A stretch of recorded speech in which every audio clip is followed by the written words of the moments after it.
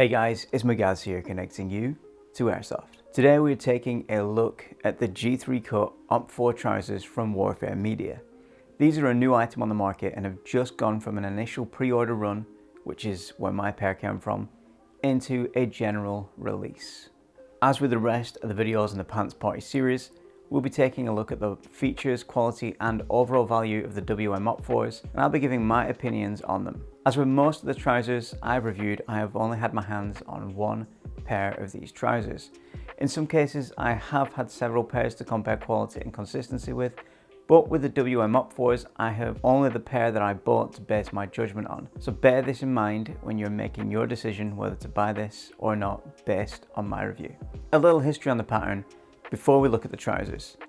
Opfor DPM is a legendary pattern that is increasingly difficult to obtain.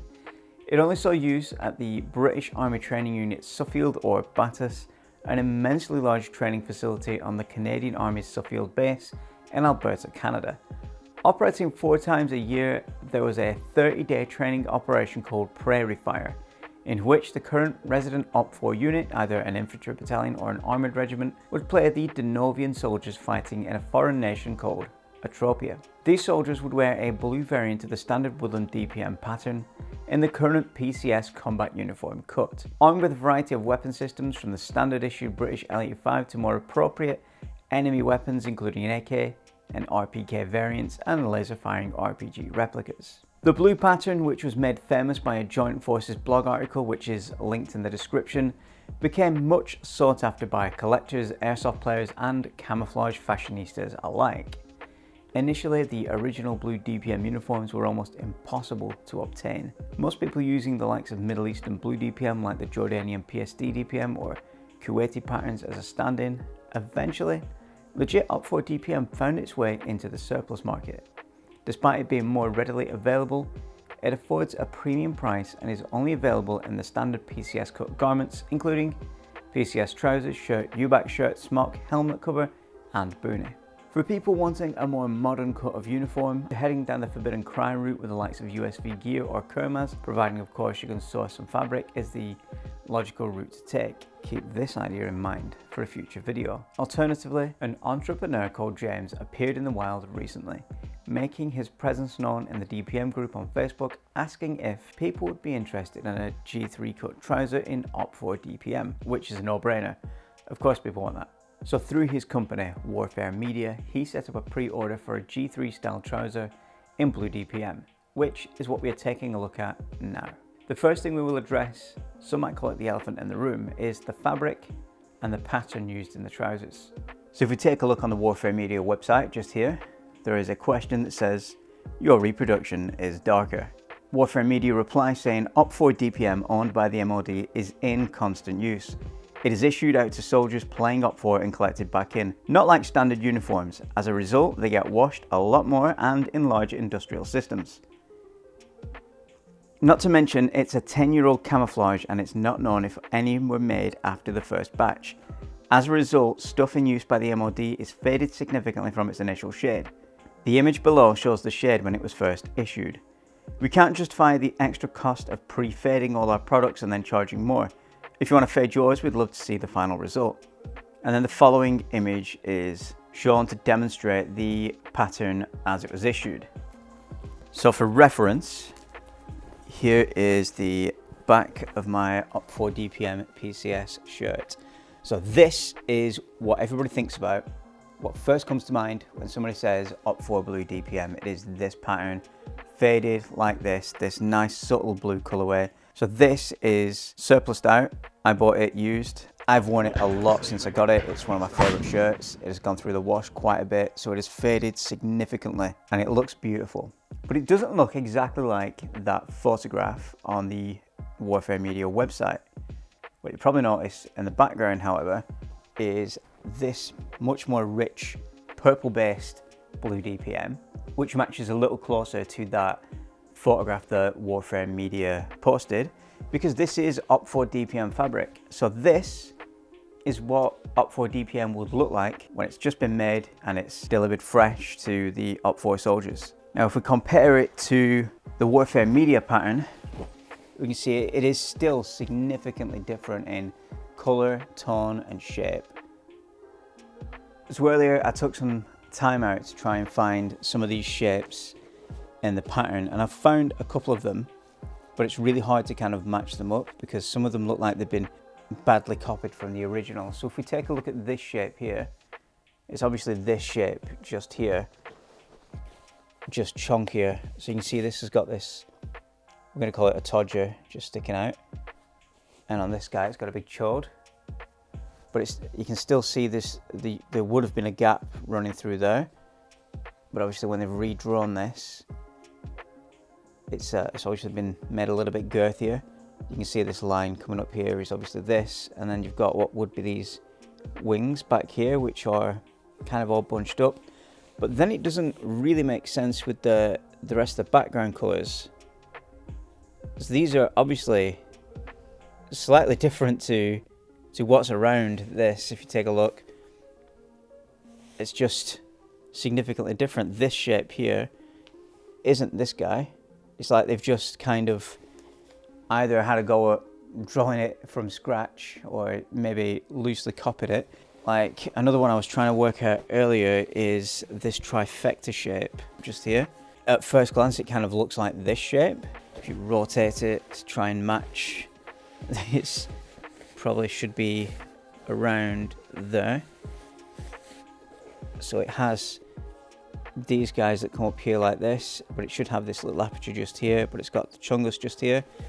And if you take a look at this dark blue pattern here, this looks like it's here. There is this little bit of black just here. And then we have this shape here, but it all does match up, but it's so much fatter. So it's obviously not the original fabric, but I think this is either a Chinese copy of Blue DPM or a legit Middle Eastern country. So something else to compare it to is Jordanian Public Security Directorate Blue DPM. It's obviously not the same pattern if you put it next to each other.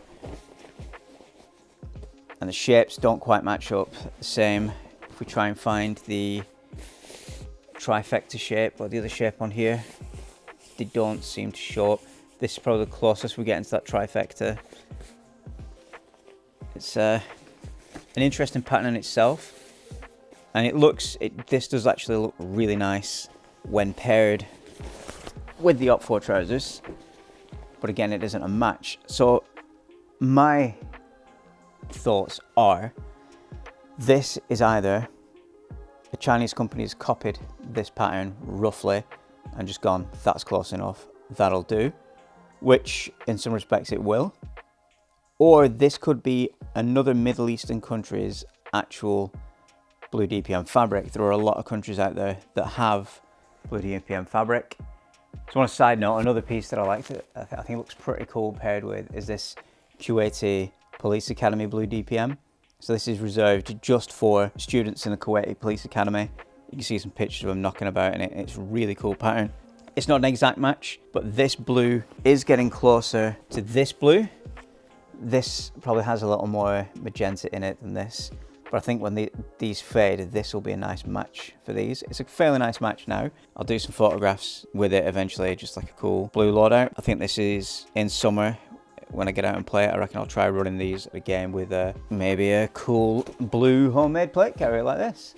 So this is another interesting piece. So this was a different batch of Blue DPM fabric, which you can see here is slightly, only marginally, slightly less purple than the original.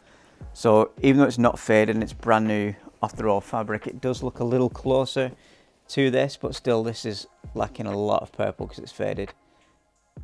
So yeah, we can talk for hours about Blue DPM, but while we've ascertained that this isn't actually legit Opfor DPM fabric, just to be faded or not, it's nice that Warfare Media actually addressed this on their website and said, hey, we know it looks different, but when you fade it, it's going to look closer. Clear, I'm not berating or putting down this pattern at all.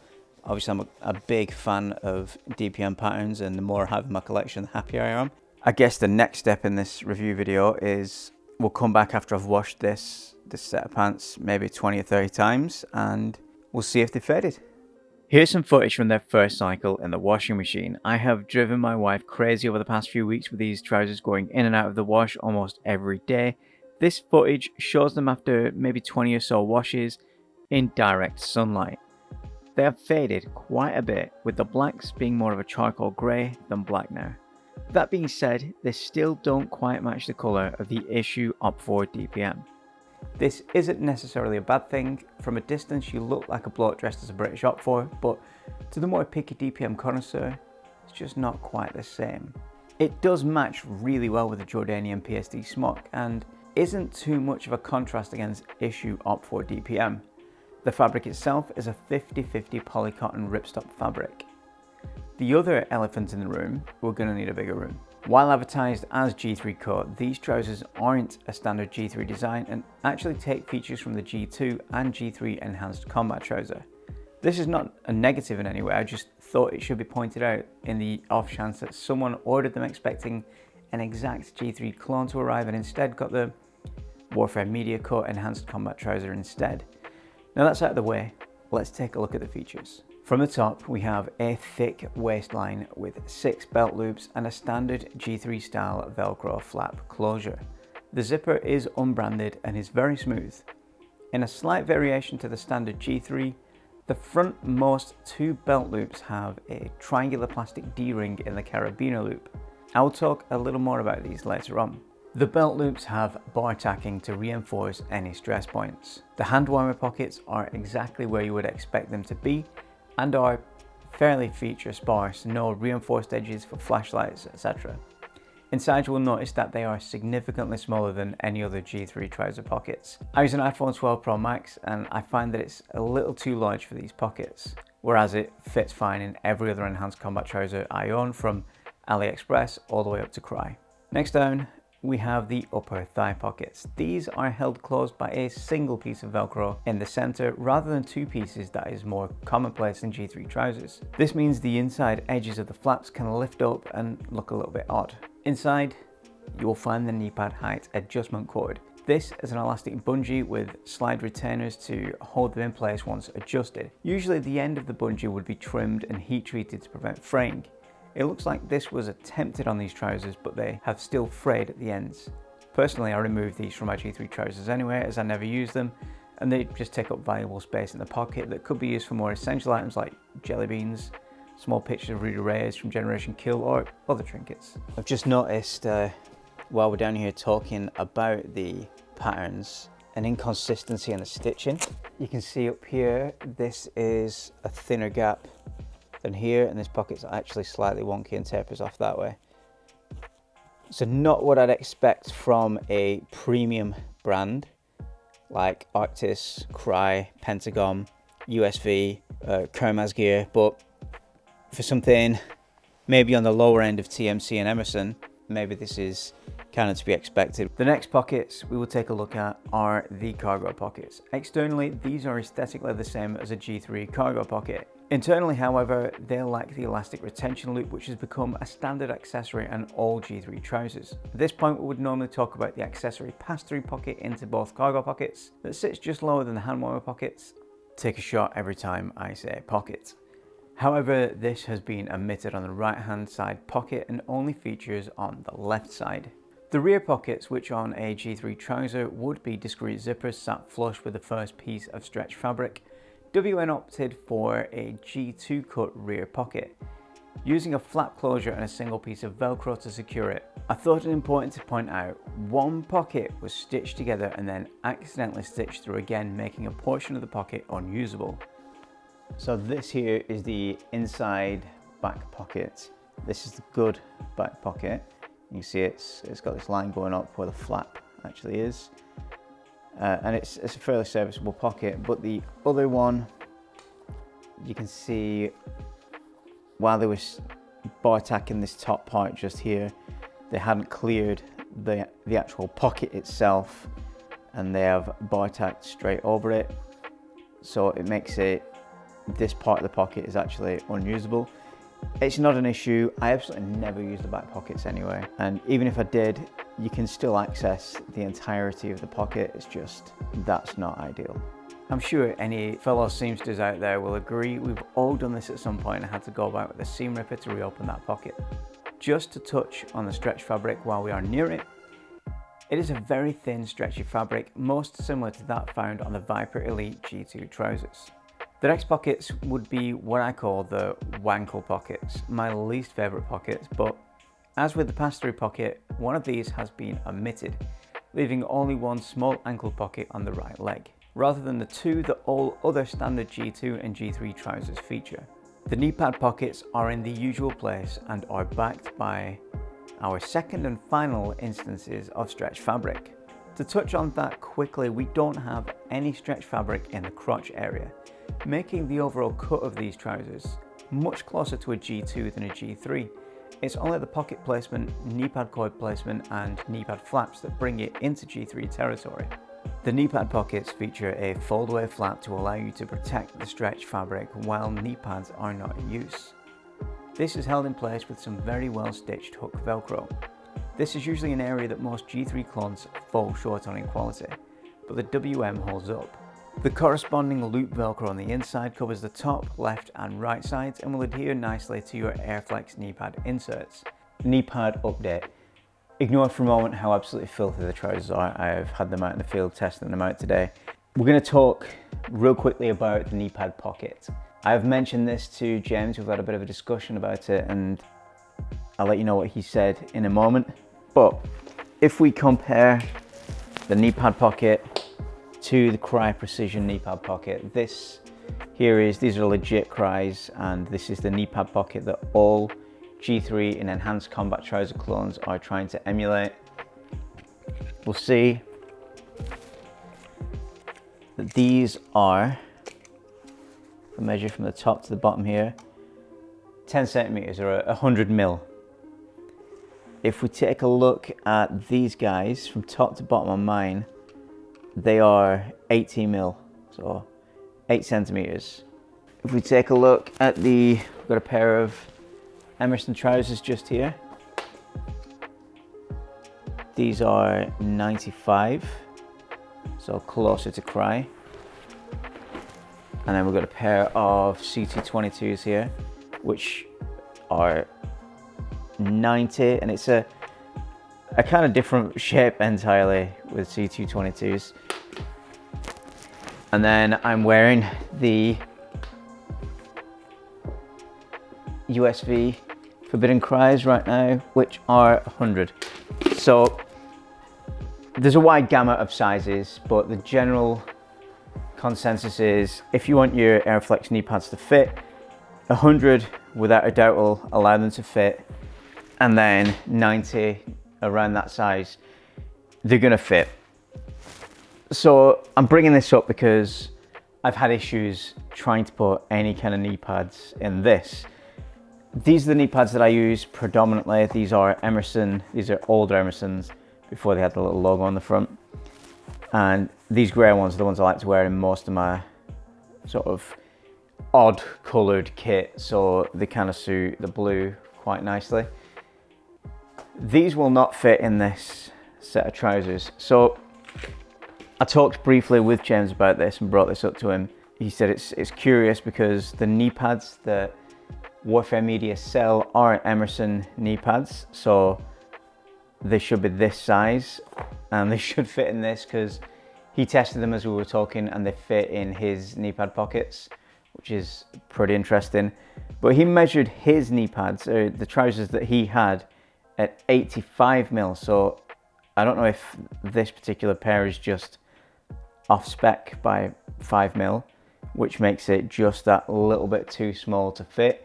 But I've also talked to Callsign Grimlock, who also has a pair of these, and he was trying with Chinese replica, like the kind you get off AliExpress knee pads, and he was trying to put them in while he was wearing them and really struggled, but eventually did get them in. Let's take a look here, just to sort of prove the point or to try and debunk it.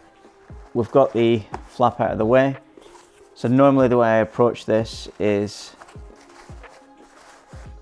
slide that long bottom part in,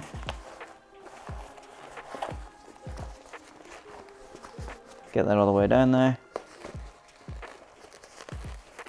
Snagged on the Velcro. Get the side wings in.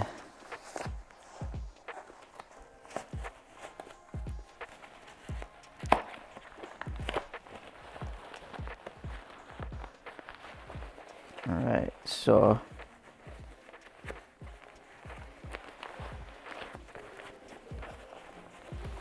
you can see how much of a struggle this is.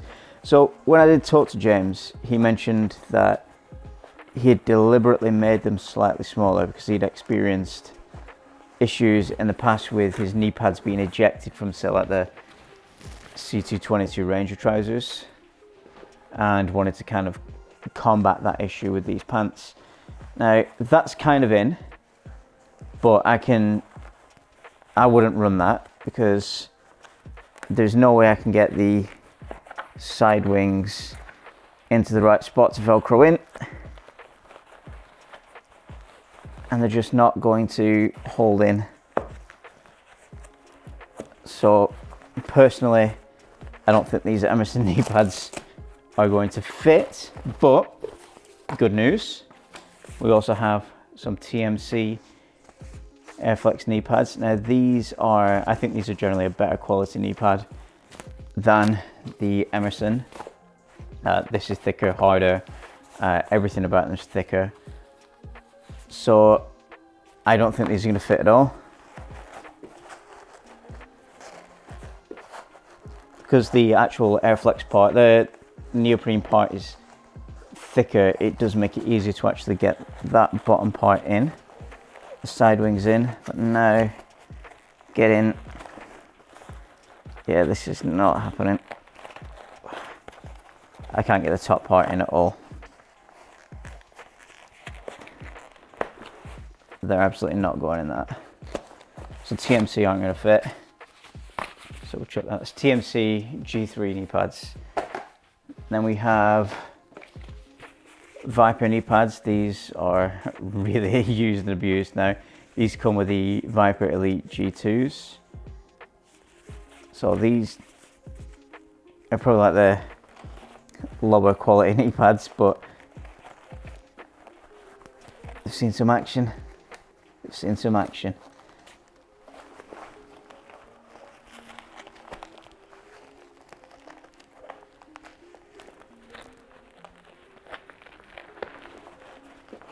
Again,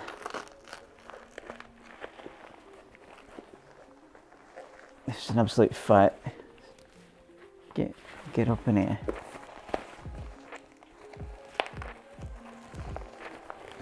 I don't think there's anywhere that's going in. Look at it. There's just not enough space between the top and the bottom for it to fit in. So take that one out. Then finally we'll try these TMC Gen 2 knee pads. So these ones are a totally different design. This was like an earlier design. These are my least favorite ones, but might work. I mean, if they fit and it allows me to have some knee pads in these, I'm down to clown. No, it's not going in at all. That's as far as that goes. So absolutely none of my knee pads fit in this, which is not ideal. And like I said, I've talked with James about it, and the rest of the trousers he has in stock can fit the Emerson knee pads he has. So I assume it's just an issue with this particular set of trousers. So just bear it in mind when you're buying yours. I'd probably recommend buying the knee pads from him because he's tested those in them and they fit. The ones I've tested absolutely will not go in. So I'll be rocking these with no knee pads. The back of the knees feature a standard fabric cinch point to secure the knee pads in place. This also features at the ankle to adjust the width of the leg, and the final cinch features on the waistline and is usually a plastic or rubber cinch that varies in quality depending on the manufacturer. The Warfare Media trousers feature a similar cinch to the knee pad and ankles. Not a deal breaker and will probably outlive most G3 clones rubber cinches, Personally, I've had several, mainly on Emerson trousers, snap off entirely in the past. So that is a total list of features for the WM OpFor trousers. They are a feature-rich item, but as I've mentioned, I'm missing a few features that a standard G3 should have. In terms of sizing, I usually wear a 28 to 30 inch waist. I went for the small, which claims to fit up to a 30.5 inch waist, and these fit closer to the 28 inch Viper Elite trousers than any of the other 30 inch trousers that I own. Just to jump back to the D-rings on the belt loops before wrapping this up, once I've completed this review, I'm absolutely cutting these things straight off. At several points working in the studio, or maybe tying my boot, or just bending over, I've bent right over and managed to push the erect triangle with my leg point forward into my abdomen. I'm not a fan of pokey pokers, and if you aren't either, this is probably something to bear in mind. On the grand scheme of things, it's a small issue, but I thought it was worth pointing out. I've been trialing these trousers at work and at home. I wore them non-stop for a week to see how they held up, and they've been pretty solid in the studio. There have been some loose threads here and there, but I haven't found any points that look like they might fail given serious use. This isn't an issue, don't worry, because I've got this bad boy. But in maybe like 3 weeks of everyday use, that's like every other day actually wearing these pants and using this pocket significantly every day, this here has come off. Now I think the issue is, if you look on this one, it's actually stitched through the part that's supposed to be. But this one, it was stitched right on the very edge of the Velcro, like with basically not a lot of purchase on the fabric. So yeah, it's just come off, but it's no issue. Got the old sewing machine out here and a fake Snickers ice lolly. So yeah, cool. Go sort that out. It's not going to be an issue. At a price point of £70, these come in at around the Emerson and TMC level. With that in mind, it's time to ask, would you recommend the WM OpFor trousers? My answer is, it depends on what you want. I know that's a bit of a fence-sitter answer, but it really does. The nitpicky side of things is, if you want an accurate G3 clone, then these aren't the trousers for you. If you want an accurate OpFor blue copy, these aren't the trousers for you. If you want blue DPM to look alley as fuck in the airsoft field and have a more feature-rich combat trouser, these are a low-cost option to get yourself looking fashionable. Warfare Media have mentioned they are going to be releasing other flavours in the future. I'll definitely be taking a look at those, because if this is the ground level quality we can expect from a first release, anything after this is sure to be an improvement. A little outro for this video, which will go off topic a bit. Back in 2017, I came up with the name Magpie Actual with the intention of starting a clothing brand with several iconic camo patterns as signature patterns for the brand. These will be across several different garments intended to hit the streetwear and tactical markets. Some I have designed from the ground up, but remain just on paper. Some I have had prototypes made up, or as in the case of my first piece of nylon gear, are in the process of being made as I type this script. One of those prototypes is my take on an enhanced combat trouser. I've been wearing the prototypes for months now. I've dialed on the features that I want to include, and I have sourced a whole heap of legit OpFor fabric, and have been looking for a UK-based manufacturer to show the prototypes to and release it as my first product. This plan has been floating around in my head and to-do list for far too long. At random points every day, it hits a nerve or triggers a thought, but I keep saying, I'll get on that tomorrow. Then one day in the DPM group, a bloke called James rocks up and says, "Dude, I'm about to do this. Anyone down to clown?" And bloody beats me straight to the punch. I was gutted, but also inspired. So keep your eyes on the channel this year, because spurred on by the go-get-it attitude of Warfare Media, I'll finally be working on the Magpie Actual brand. Thanks for the inspiration to get my ass in gear, James. Back on topic. A quick update from editing Magaz. I am about to finish the edit, but I wanted to include this little bit of info first. I have modified the right hand warmer pocket by extending it internally enough to match the Emerson Gear G3s. This has made carrying my phone in there much more comfortable. I no longer have to take it out to bend over to tie my shoelace. I've sent James at WM a DM with a list of things I've noticed throughout my testing and everyday use, namely the pocket size, the shape of the D-rings, and the Velcro on the pocket flaps.